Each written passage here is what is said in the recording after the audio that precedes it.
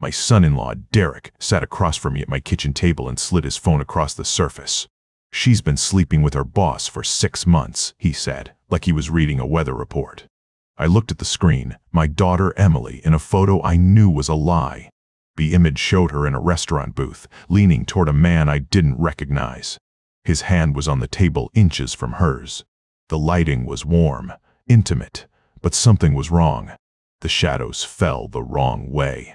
Her smile looked pasted on, like she'd been cut from one picture and dropped into another. But I didn't say that. I picked up his phone and zoomed in. The timestamp read, Saturday, March 12, 2022. 8:15 p.m. That was today. Derek had brought me this evidence the same day he claimed to have captured it. "I'm sorry to be the one to tell you this, Robert," Derek said, leaning back in his chair. His voice was smooth, concerned, a little too smooth. "But I thought you deserved to know the truth before I confront her." Before you confront her, not we. He'd already decided he was the injured party. I scrolled to the next photo. Emily again, this time leaving an office building with the same man. The timestamp showed 6:47 p.m., 2 weeks ago. I couldn't see the man's face clearly, just the back of his head and his hand on Emily's shoulder. There were text messages too. Derek had screenshots of a conversation between Emily and someone named Mark, her boss, he said. They weren't explicit, but they were familiar. "Great meeting today. You're amazing. Thanks. See you tomorrow. I'll text you later." A heart emoji.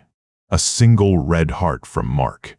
A skilled narrator could bring you more stories like this, where justice is served cold and the liars get exactly what they deserve.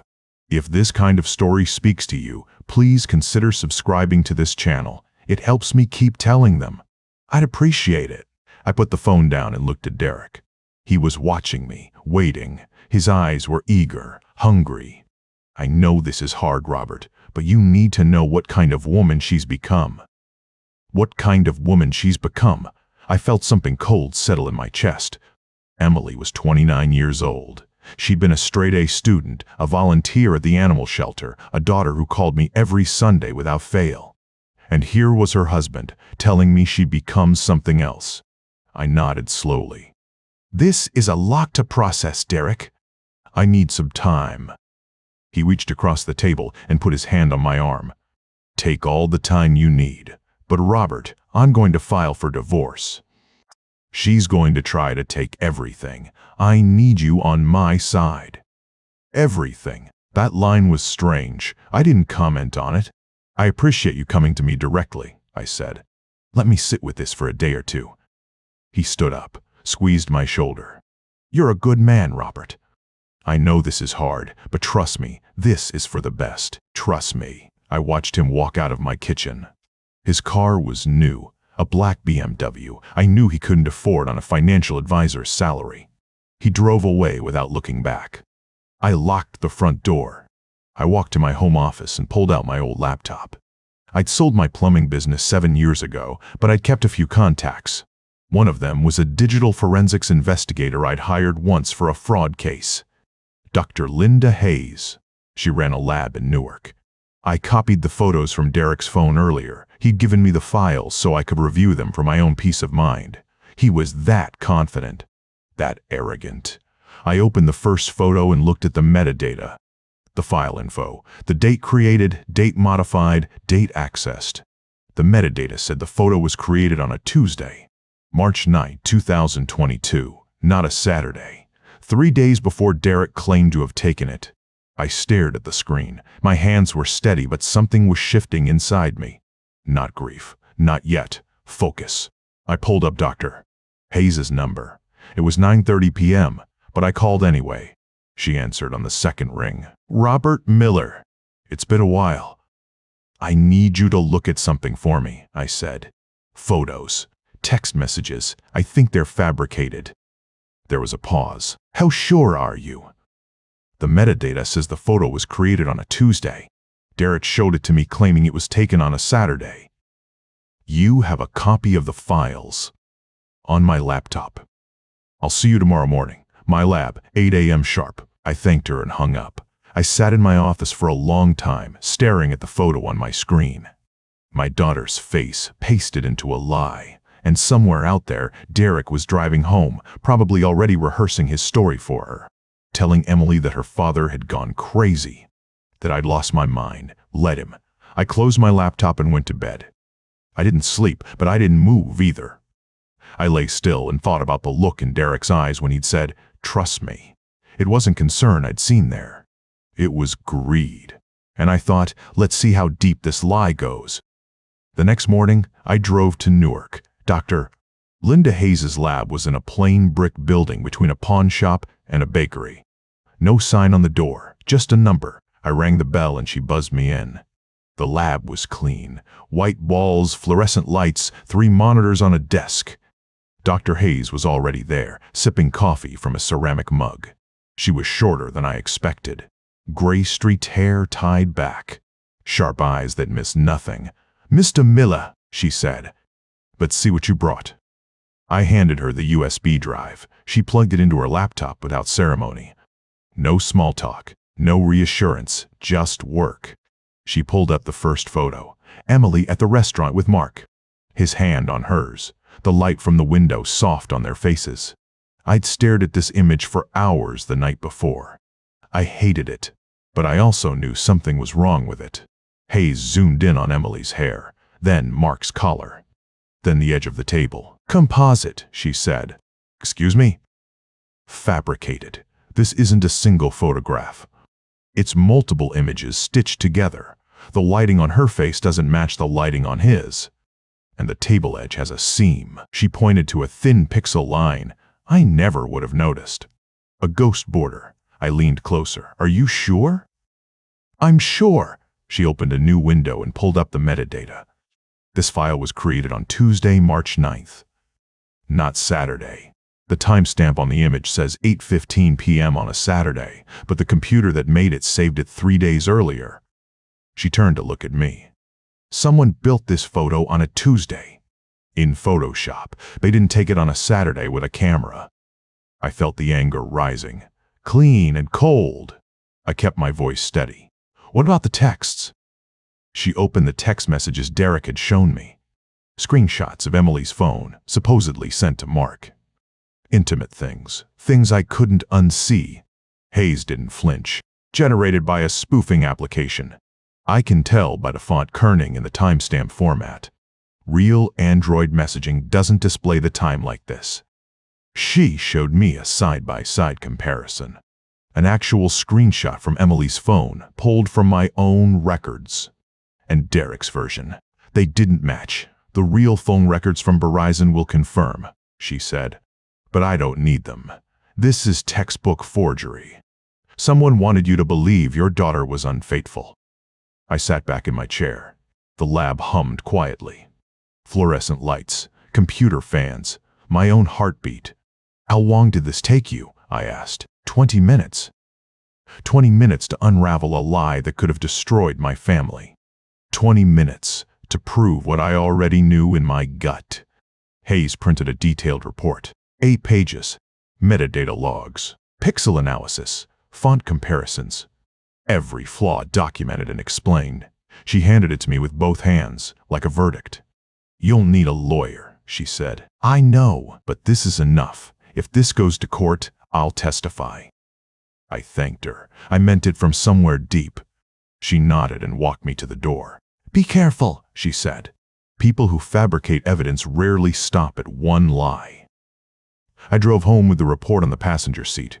8 pages, black and white, hard proof. I didn't confront Derek. Not yet. That would be stupid. He'd deny it. He'd tell Emily I was crazy. He'd spin another story. Instead, I pulled into my driveway and sat in the car for a long time. The engine ticked as it cooled. The late afternoon sun slanted through the windshield. I thought about Derek's smile when he'd shown me the photos. The way he'd said, "I'm only thinking of Emily." The concern in his eyes. Fake. All of it. And if he was willing to fabricate this, what else had he done? I pulled out my phone and called Mike Kowalski. An old friend from my plumbing days, a former cop who'd gone private. He answered on the second ring. "Mike, it's Robert Miller." "Long time," he said. "I need you to look into someone. My son-in-law." "What's he done?" I don't know yet, I said, but I'm going to find out. I told him what I needed: bank accounts, habits, patterns, anything hidden. He quoted me a price: $10,000. I agreed without hesitation. That was my savings, but my daughter was worth more than money. I hung up and stared at the report on my passenger seat. The first crack in Derek's armor, and I hadn't even shown him my hand yet. I smiled, not a happy smile, a patient one. Let's see how deep this lie goes, I said to the empty car. The morning after I got Dr. Hayes' report, I sat in my kitchen with a cup of coffee that went cold. I stared at the 8 pages spread across the table. The metadata logs, the pixel analysis, the font comparison. Proof that my son-in-law was a liar. Proof that he was trying to destroy my daughter's reputation. But proof of what exactly? The photos were fake. The texts were fake. But what was Derek's endgame? That question gnawed at me. I needed someone who could follow the money. Someone who knew how to find what people tried to hide. I reached for my phone and called Mike Kowalski. Mike was an old friend from my plumbing days. He'd been a cop in Newark for 20 years before going private. Retired early on a bad knee and a bigger pension than me. We'd stayed in touch over the years. Christmas cards. The occasional beer. He'd always said if I ever needed anything, just ask. He answered on the second ring. Robert! It's been a while. I need your help, Mike. Name it. My son-in-law, Derek Vance. He works as a financial advisor. Lives in Hoboken with my daughter. What's he done? I told him about the photos, the texts, Dr. Hayes' report. I kept my voice flat and even. When I finished, Mike was quiet for a long moment. You want me to dig into him, he said. Bank accounts, habits, patterns, whatever he's hiding. I need to know what he's planning. Mike quoted me a price, $10,000.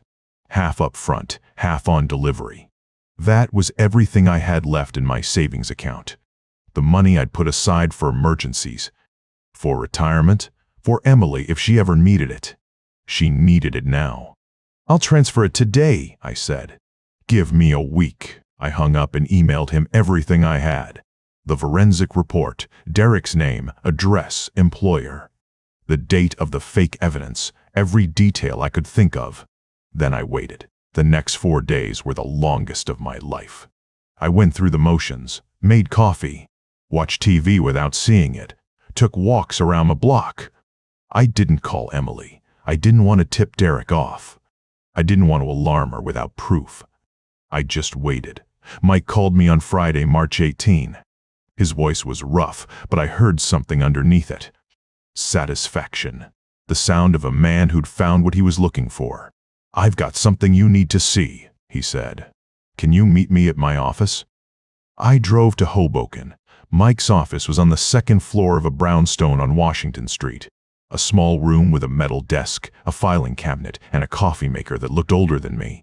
He was sitting behind the desk when I walked in. A manila folder sat in front of him. Thick. Full. Sit down, Robert. I sat. Mike slid the folder across the desk. I opened it and found bank statements. Dozens of them. The first page showed an account at a small credit union in Union City. The account holder was Derek Vance. The balance was $200,000. What is this? His secret account, Mike said. Opened 8 months ago. He's been transferring money from the joint account he shares with Emily. Small amounts, $5,000 here, $10,000 there. Spread out so it wouldn't raise flags. Over 6 months, he moved $40,000 from the joint account. I turned the pages, statement after statement. The transfers were regular, almost professional. He'd set it up like a payroll deduction. He's been doing this the whole time, I said. From the start, and that's not all. Mike pulled out a stack of photos. Color prints. I recognized Derek immediately. He was at a restaurant, arm around a woman. Blonde, maybe 30. In another photo, they were at a hotel. The Marriott in Weehawken. The timestamp showed 2 weeks ago. Who is she? Her name is Chloe, Mike said. She works at his gym. They've been seeing each other for 5 months. I have recordings of their conversations. Recordings. I looked at Mike. He talks to her, Mike said. Openly. He thinks no one's listening. He told her about Emily. About the inheritance. He said if he could make Emily look like the cheater, she'd sign away everything in the divorce. Guilt. Shame. He was counting on it. I stared at the photos, Derek's hand on Chloe's waist. His smile. Confident, unbothered. He's been laying the groundwork for months, Mike said. The fake photos, the fake texts, the transfers. He wanted to destroy Emily's reputation so she'd be desperate to keep the peace. He wanted her to give up the trust fund to escape the shame. I closed the folder. $200,000, I said. And the joint account is nearly empty. He cleaned it out. Your daughter has nothing left in their shared accounts. Nothing. I'd given Emily a cash gift when she got married. $5,000. She put it in the joint account. Baby steps toward building a life together. And Derek had taken it all. What's his plan now? He was going to confront her this weekend, Mike said. Present his evidence, demand a divorce. He'd tell her she could avoid the embarrassment if she signed a separation agreement. I found a draft on his laptop, at your email security. He didn't know I was watching. My hands were trembling. I put them flat on the desk.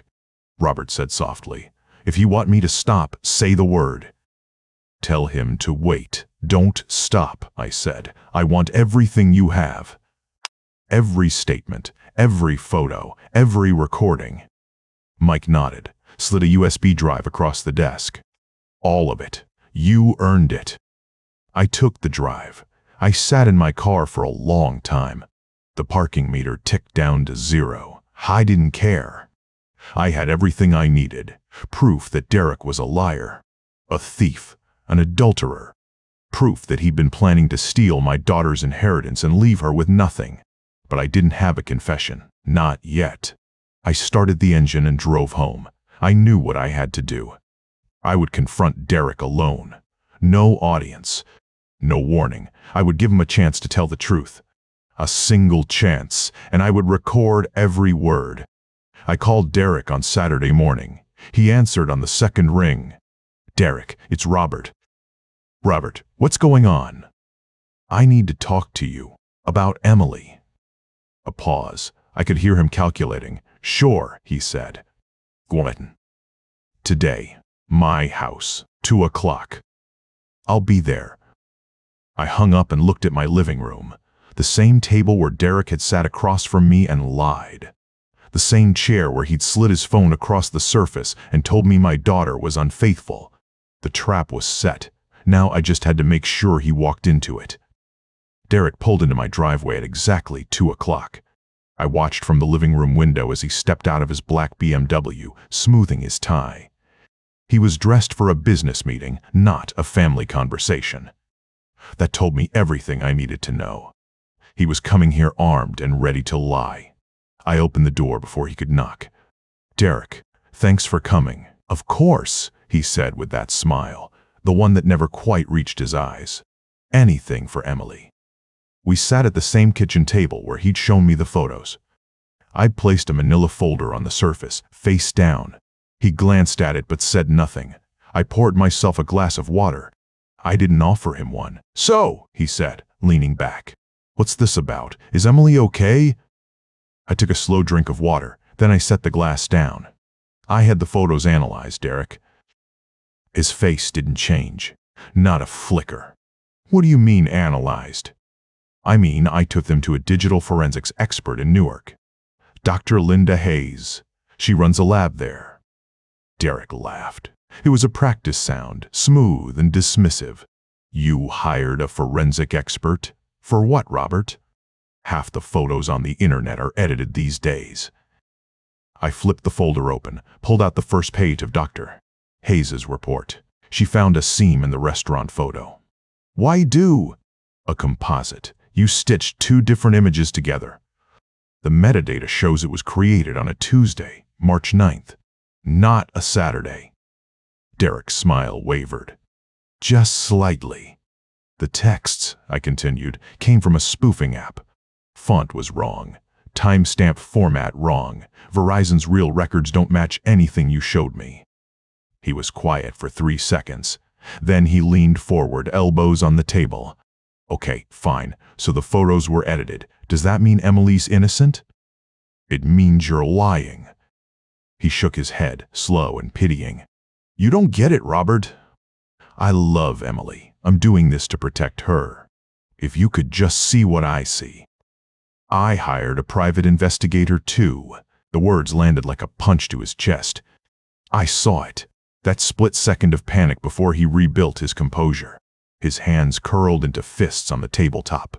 His name is Mike Kowalski, I said. Former cop, works out of Hoboken. He spent 3 days following you. He documented everything. I pulled a second set of papers from the folder. Bank statements, transaction records, then photos. Derek and a woman I didn't recognize, arms around each other, leaving a hotel in Union City. Who is this? I asked, tapping the photo. Derek didn't answer. His jaw was tight, his breathing shallow. The mask was cracking. Her name is Chloe, I said. She works at your gym. You've been seeing her for 5 months. Mike has recordings of your conversations. In one of them, you tell her you're going to make Emily sign away her inheritance. $600,000. From her mother. Derek stood up. The chair scraped against the tile. You don't know what you're talking about. Sit down. No, I'm leaving. You transferred $40,000 from your joint account with Emily into a secret account at a credit union in Union City, I said, not raising my voice. The account has $200,000 total. Most of it money you've taken from Emily over the last 6 months. You plan to confront her with fake evidence of an affair. Make her feel guilty, get her to sign away the trust fund in the divorce. Derek was standing, fists at his sides. His face was red. You can't prove any of that. I pulled out my phone, placed it on the table. I recorded our entire conversation, every word. He stared at the phone. His mouth opened, closed. For a second, I saw the real Derek, not the charming son-in-law at family barbecues. The man underneath, cold, calculating, dangerous. He leaned down, palms flat on the table. His voice was low and quiet, stripped of all warmth. You think you're clever. You think this makes you a hero. But let me tell you something, Robert. If you file that report, if you show anyone those recordings, I will make sure Emily never speaks to you again. I will tell her you've been paranoid, unstable. I will make her choose between us, and she will choose me. I met his eyes. Hellboom. You already tried that, I said. That's why you fabricated the photos. And she didn't believe you. Do you really think she'll believe you now? He straightened up. He looked at me like I was a bug he was tired of crushing. Then he turned and walked toward the door. Varen? He stomped, didn't turn around. You should have thought of that, I said, before you tried to steal from my daughter. He left without another word. The front door slammed. His BMW engine roared to life. And I sat there at the kitchen table, the folder open in front of me, and listened to the sound of him driving away. I pulled out my phone, hit save on the recording. Then I dialed my lawyer. Harold, it's Robert. Prepare the lawsuit and invite Derek's parents to dinner next Saturday. I spent the week preparing. Every piece of evidence went into a thick folder. The forensic report, the bank statements, the photos of Derek and Chloe at that hotel in Union City, the recording of his confession. I made copies. 3 sets, one for me, one for my lawyer, one for the dinner table. I called Emily on Wednesday. Told her I wanted to have a family dinner at my house on Saturday. She sounded tired, distant. Derek's poison had been working on her for months. Dad, I don't know if I'm up for it, she said. Please, sweetheart, it's important. She paused. Then she said, okay, I'll be there. I called Karen Vance next, Derek's mother. I'd always gotten along with her, even though we didn't see each other much after the wedding. Robert, how nice to hear from you, she said. I'm hosting a dinner Saturday night. I'd love for you and your husband to come. It's about Emily and Derek. She hesitated. Is everything all right? I think it would be best if we talked about it in person. She agreed. I knew she suspected nothing. She adored her son. She thought he could do no wrong. Saturday arrived gray and cold. I spent the morning cleaning the house. Setting the table, laying out plates and silverware like I was preparing for a funeral. In a way, I was. Emily arrived first. She hugged me, but it was hollow. Her eyes had that fogged-over look of someone who'd been gaslit for too long. She sat at the kitchen table and watched me stir a pot of sauce. "Are you going to tell me what this is about?" she asked. Derek showed up with his parents at 6 o'clock sharp. Karen hugged me enthusiastically. Her husband Paul shook my hand, firm and warm. Derek smiled at me with that smooth, practiced smile. The one that said, "I'm still winning." He had no idea what was coming. We sat down at the dining table. 6 chairs, 6 plates. Small talk filled the first few minutes. Karen asked about my retirement. Paul mentioned his golf game. Emily picked at her food. Derek ate like he had nothing to worry about. I waited until everyone had their plates half empty. Then I set down my fork. "Thank you all for coming," I said. "I asked you here because there's something you need to see." Derek's smile flickered. "Just a little, but I saw it." I stood up and walked to the sideboard where I placed the folder. I pulled out the copies and handed one to Karen, one to Paul, one to Emily. "Dad, what is this?" Emily asked. "Evidence," I said, "that Derek has been lying to you, to all of us." Derek laughed, a short, hollow sound. "Robert, come on." "Not this again." I ignored him. I looked at Emily. "Derek came to my house last month. He showed me photos and texts that he claimed proved you were having an affair with Mark." Emily's face went pale. She turned to Derek. "What?" "She was," Derek said. "I have proof." "You have nothing," I said, "because I took your proof to a forensic analyst. Her name is Dr. Linda Hayes. She runs a lab in Newark. And she proved every single piece of your evidence was fabricated." I opened the folder, pulled out the 8-page report. Karen was flipping through her copy. Her hands were trembling. "Robert, what are you saying? Your son altered the metadata on those photos. He used a spoofing app to generate fake text messages. The real phone records from Verizon don't match what he showed me. Dr. Hayes found seams in the image where he'd composited Emily's face onto another woman's body." Emily's fork clattered onto her plate. "Derek?" He didn't answer. His face was carved from stone. "Then I hired a private investigator," I continued. "Mike Kowalski, former cop. He found the rest." I pulled out the bank statements. Union City Credit Union. Dated over the last 6 months. Derek has a secret account. $200,000. 40,000 of it came from your joint checking account, Emily. Over 6 months. $50 here, 200 there. Small enough that you wouldn't notice. Emily's hand went over her mouth. Her eyes were wide and wet. "He also found something else," I said. I pulled out the photos of Derek and Chloe. Leaving a hotel in Union City. The date stamps were clear. Derek has been having an affair for 5 months. With a woman named Chloe. She works at his gym. Karen stared at the photos. Her face had gone white. That can't be." "Mom," Derek said, "this is all lies. He's making this up." I pulled out my phone. "I have more," I said. I pressed play on the recording. Derek's voice filled the dining room. Clear and unmistakable. "You're right. I wanted her money. The trust fund. The 600,000 from her mother. I deserve it after putting up with her for 5 years. "And the affair?" my voice asked. "Real." 6 months. I thought you'd buy the cheating story. I spent a lot of time on those photos. "Yes." "You're going to use them to make Emily sign away her inheritance?" "That was the plan. Make her feel guilty. She signs it over in the divorce. I walk away with everything." The recording continued. I watched their faces. Karen looked like she'd been struck. Paul's jaw was tight, his fists clenched on the table. Emily had started crying, soft, quiet tears that ran down her cheeks and dripped onto the report. Shame. Relief, a little of both. Derek stood up. This is entrapment. This isn't admissible. Sit down, I said. I'm leaving. He tried to walk past me, but the front door opened first. My lawyer, Harold, stepped inside. He was holding a manila envelope. You're not going anywhere, I said. Harold set the envelope on the table. Restraining order, he said, and a civil lawsuit for fraud, attempted theft, and intentional infliction of emotional distress.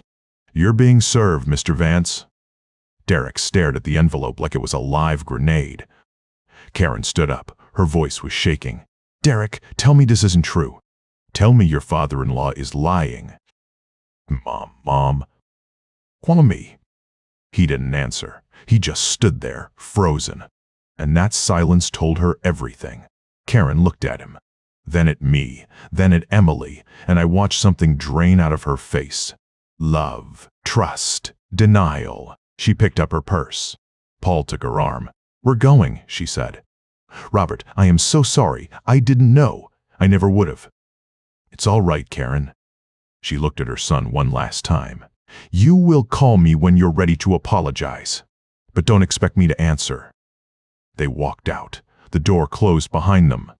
Emily was crying openly now. I sat down beside her and put my hand on hers. Dad, she whispered, did he really? Did he hate me that much? No, sweetheart. He loved your money. That's all. Derek was still standing at the edge of the room. Oh, tell! He looked smaller now. His expensive suit couldn't hide it. Harold, I said, call the police. You can't do this, Derek said. I already did. He tried to leave. Harold stepped into the doorway. He's 73 and walks with a cane, but he didn't flinch.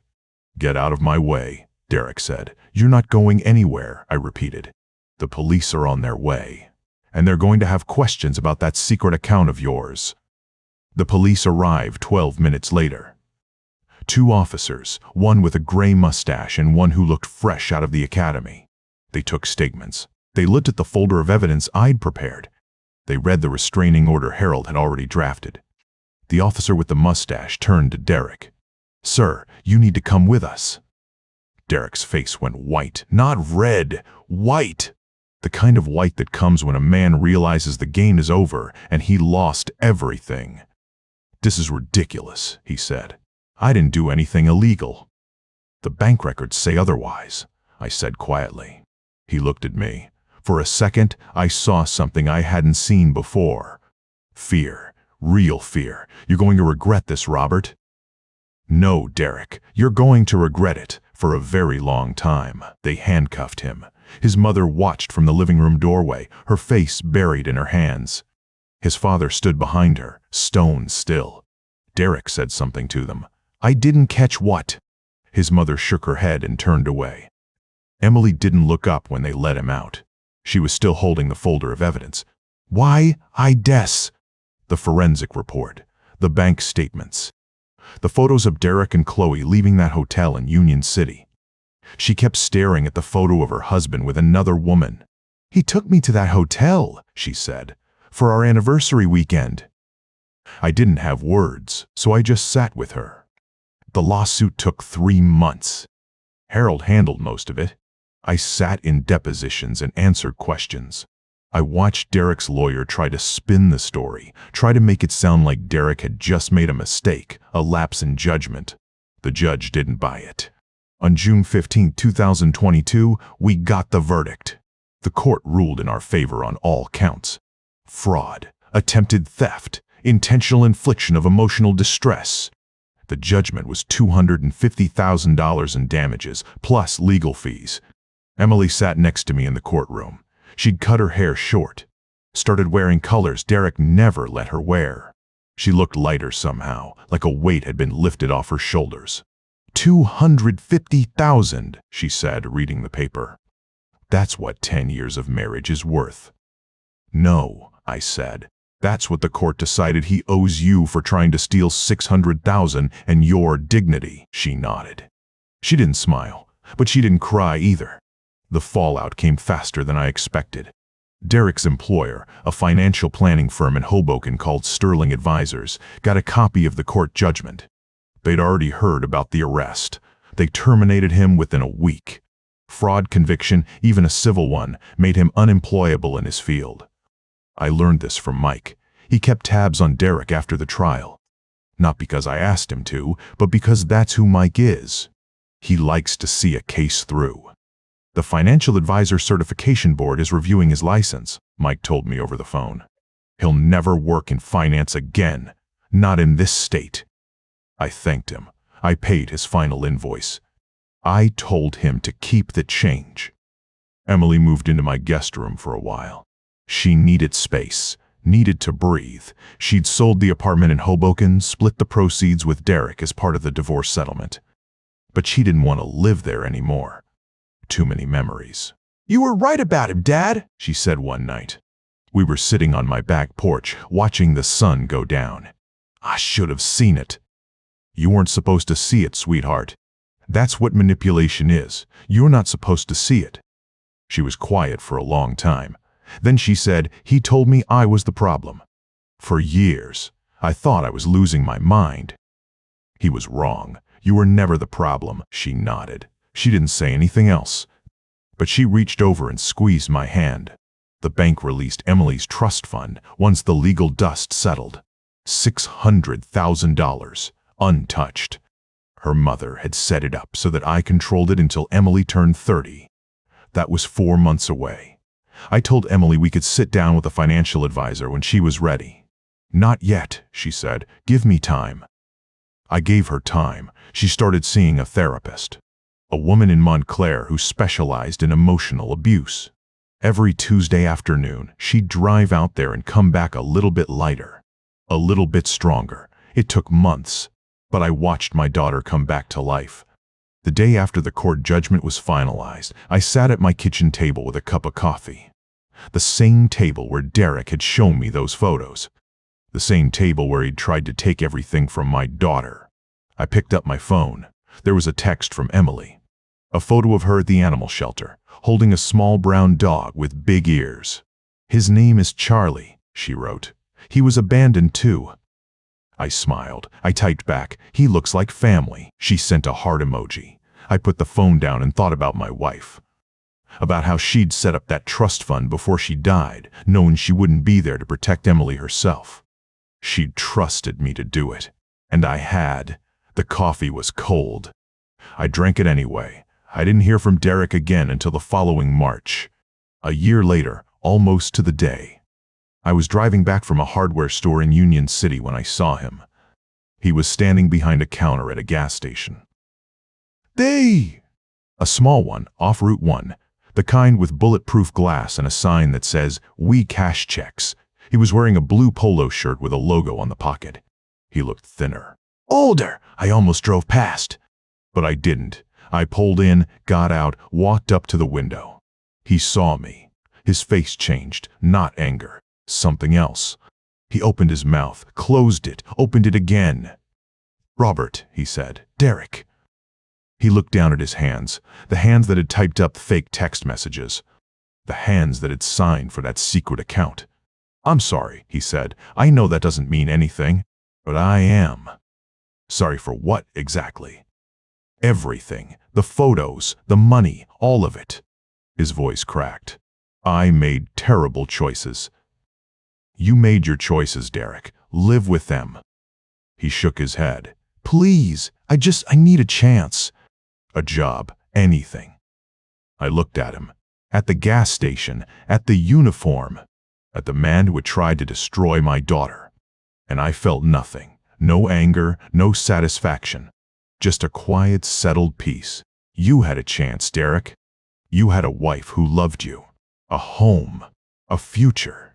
And you threw it all away for $60,000 that didn't even belong to you. He didn't answer. I turned and walked back to my car. He called my name once. I didn't turn around. That night, I called Emily. She answered on the second ring. I could hear Charlie barking in the background and a man's voice laughing.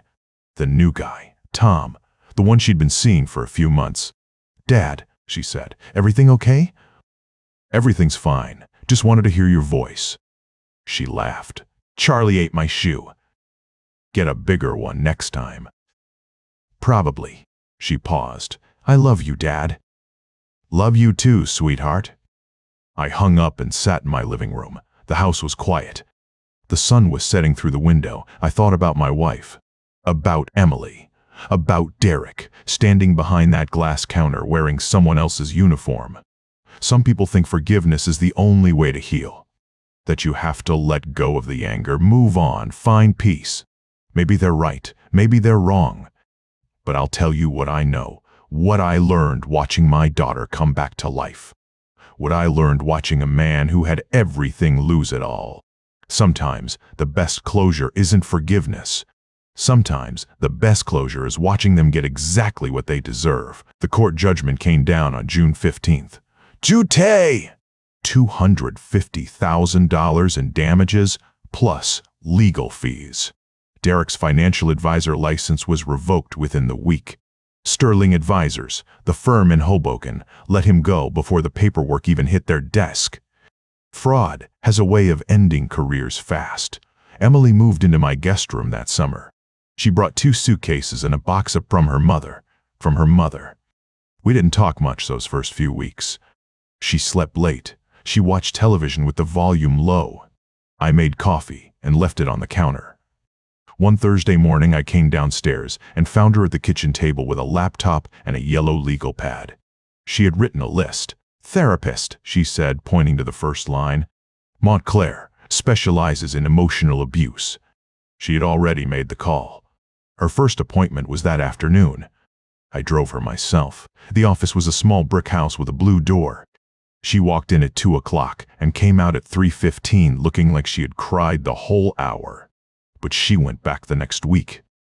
And the week after that. By August, she had started talking about her mother. Not the funeral, not the hospital, the good stuff. The time her mom taught her to bake chocolate chip cookies and burned the first batch. The way she laughed loud and full with her head thrown back. I hadn't heard those stories in years. In September, Emily adopted a dog, a small brown mutt from the local shelter. She named him Charlie. She said he needed a second chance, and so did she. The trust fund came through in October. She turned 30 in November, and the money from her mother was released. $600,000 sitting in that Merrill Lynch account. I helped her find a financial advisor, not a slick one in a glass office, an older woman in Morristown who asked the right questions and took notes in a spiral notebook. Emily invested most of it. She put a down payment on a small house in Maplewood. 3 bedrooms, a backyard, a porch swing. I helped her move in. Carried boxes up the stairs, hung a mirror in the hallway, fixed a leaky faucet in the guest bathroom. She stood in the living room with Charlie at her feet and looked around. "It's mine," she said. "Yes," I said, "it is." She met Tom in December, a high school history teacher. Kind eyes, quiet voice, steady hands. He brought her flowers on their 3rd date, and she laughed at something he said. I watched her laugh, really laugh, for the first time in 2 years. That was the moment I knew she would be okay. Derek's mother called me once, a few weeks after the verdict. Karen. Her voice was thin, tired. "I don't know what to say," she told me. "You don't have to say anything," I said. He was my son." I know. She didn't call again. I heard through mutual friends that Derek's father had cut him off completely. No money, no contact, no second chances. Paul Vance was a proud man. He couldn't stomach what his son had done. The gas station was off Route 1, a rundown place with yellow lights and cracked pavement. I needed gas. I pulled in, swiped my card, started filling the tank. And then I saw him, Derek, behind the glass counter wearing a blue polo shirt with the station's logo stitched on the chest. His hair was thinner. His face was gray. He looked 40, not 34. He saw me. His hand stopped mid-motion, holding a receipt. I finished filling the tank and walked inside to pay. "Robert," he said, his voice cracked on the first syllable. I set a 20 on the counter. "Please," he said. "I'm sorry. I'm so sorry. I lost everything. My job, my license, my family. My mother won't even look at me." He swallowed hard. "I know I don't deserve it. But please, forgive me." I looked at him, the man who tried to steal my daughter's future. The man who sat at my kitchen table and lied to my face. The man who thought he was smarter than everyone. "You made your choices," I said. "Live with them." I took my change and walked out. He didn't follow. I drove home with the windows down. The sun was setting, orange and gold across the highway. I thought about my wife, about the life we built, about the daughter we raised. Emily texted me that night. A photo of Charlie curled up on her couch, with Tom's hand resting on the dog's head. She wrote, "Dinner tomorrow? I'm making that chicken recipe Mom used to make." I typed back, "I'll bring dessert." Some people think forgiveness is the only way. That you have to let go, move on, find peace. Maybe they're right, but I watched my daughter come back from the dead. I watched a man who had everything lose it all through his own greed and arrogance.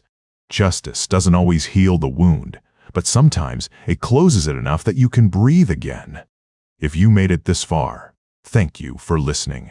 Hit the like button and subscribe if you want more stories like this one.